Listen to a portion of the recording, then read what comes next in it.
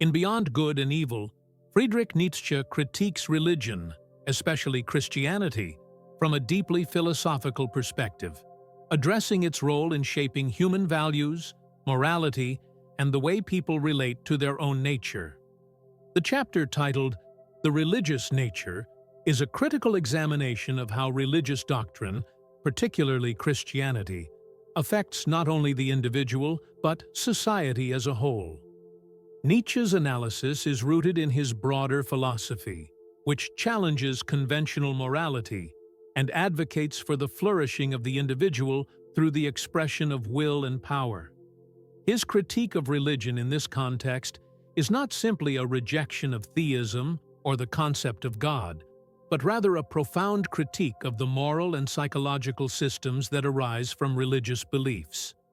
At the core of Nietzsche's critique of religion is his notion of the ascetic ideal, a concept that is central to his understanding of how religion imposes a value system that ultimately suppresses the individual. The ascetic ideal calls for the renunciation of worldly pleasures and the rejection of earthly desires in favor of a life of self-denial, sacrifice, and obedience to divine authority. In Nietzsche's view, this ideal is deeply problematic because it encourages the suppression of human instincts, which he sees as essential for a flourishing life. The ascetic ideal, according to Nietzsche, undermines the full expression of life by teaching individuals to subdue their natural desires, to avoid pleasure, and to treat their instincts with suspicion. By advocating for the renunciation of life's pleasures and the rejection of earthly existence in favor of spiritual rewards, religion promotes a form of life denial rather than life affirmation. Nietzsche's criticism of the ascetic ideal is tied to his broader rejection of traditional morality, which he often describes as slave morality. Slave morality, which Nietzsche traces back to religious doctrines, is characterized by qualities such as meekness, humility, and self-sacrifice. These are seen as virtues in religious moralities, especially in Christianity, where the meek are said to inherit the earth, and the poor in spirit are blessed. Nietzsche contrasts this with master morality, which is based on the values of strength, power, and individual greatness. In slave morality, those who are oppressed, weak, or suffering create a value system that praises qualities that serve to protect them from their oppressors, such as humility, patience, and forgiveness. In contrast, master morality is about asserting one's will, embracing one's desires, and affirming life. Master morality celebrates the strong, the independent, and the life-affirming individual who seeks to maximize his or her potential. For Nietzsche, religion, particularly Christianity, is a tool that perpetuates slave morality. Christianity, with its emphasis on humility, meekness, and suffering, glorifies weakness and positions those who are powerless as morally superior to those who wield power and assert their will. He believes that this moral framework leads to the repression of the will to power, which he considers a fundamental aspect of human nature.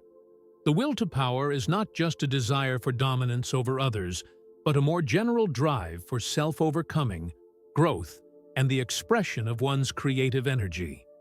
According to Nietzsche, religious morality curtails this natural drive by encouraging submission to a higher power and denying the individual's will to shape his or her own destiny. In this way, religion prevents human beings from fully realizing their potential. In Beyond Good and Evil, Nietzsche suggests that religion's promotion of self-sacrifice and submission to God has a profoundly negative psychological impact. It creates a psychological split where individuals feel ashamed of their desires, their instincts, and their natural inclinations. By positioning these desires as sinful or corrupt, religion teaches individuals to distrust their own nature and to view themselves as inherently flawed. This leads to what Nietzsche describes as a form of self-loathing, where people are taught to deny and repress their true selves in favor of an idealized, otherworldly goal.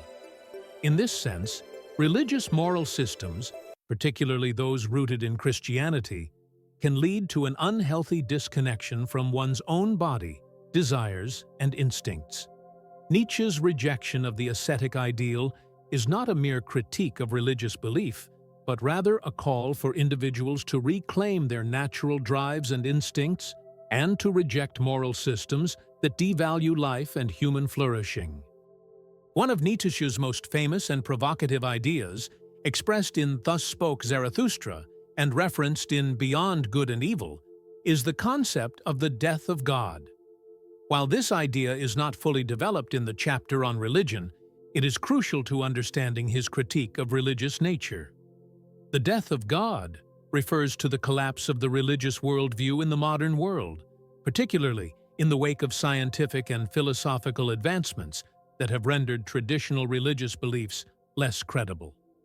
Nietzsche sees this event as both a crisis and an opportunity.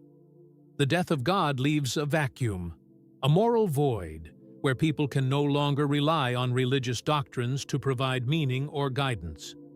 Without God, traditional values of good and evil, right and wrong, no longer hold the same weight. For Nietzsche, this presents both a danger and a possibility. The danger is that without a guiding moral framework, people may fall into nihilism, the belief that life is meaningless. However, Nietzsche also sees this as an opportunity for individuals to create their own values and to embrace a life-affirming philosophy based on strength, creativity, and the will to power. Nietzsche's critique of religion is ultimately part of his larger philosophical project of revaluing all values. Religion, for Nietzsche, represents a set of values that stifles the individual's potential and perpetuates a worldview that is life-denying. Instead of embracing the totality of life, with all of its struggles, challenges, and desires, religion encourages submission to an external authority, fostering a sense of powerlessness and detachment from the world. Nietzsche calls for a philosophy that embraces life in all of its complexity and ambiguity, where individuals are free to assert their own will, to create their own values, and to live in a way that is authentic to their own nature. In the context of his broader philosophical project, Nietzsche's critique of religion in Beyond Good and Evil challenges us to rethink our assumptions about morality, the self, and the role of religion in shaping our lives. He encourages a shift from external, otherworldly values to an internal, life-affirming philosophy. By rejecting the ascetic ideal and the moral systems that stem from it, Nietzsche seeks to open the door to a more vibrant, creative, and powerful mode of existence, where individuals are free to embrace their instincts, pursue their desires, and live fully in the present. Interpretation. Nietzsche's critique of religion is not just a rejection of traditional religious belief, it is a deep challenge to the moral and psychological structures that arise from religious worldviews. By critiquing the ascetic ideal and the values of humility and submission that Christianity promotes, Nietzsche is not advocating for a nihilistic rejection of morality, but rather a revaluation of values that is grounded in human strength, creativity, and authenticity. His philosophy calls for a radical reconceptualization of human potential, one that is not constrained by religious or societal expectations, but is free to explore and embrace the full range of human experience. This revaluation of values becomes all the more necessary in a world where traditional religious beliefs no longer provide the same moral framework, and it challenges individuals to take responsibility for their own lives, create their own values, and live in a way that is true to their own nature.